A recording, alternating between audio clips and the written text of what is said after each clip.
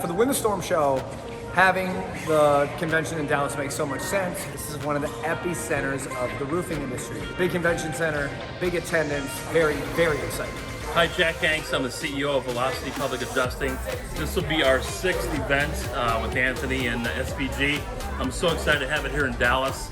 So many great clients here, so many great vendors. So wonderful opportunity to get to know everybody, see each other once again. We're very excited to be here. Hey everybody, this is Derek Klein with Hail Trace. I am super excited for Win the Storm in 2022.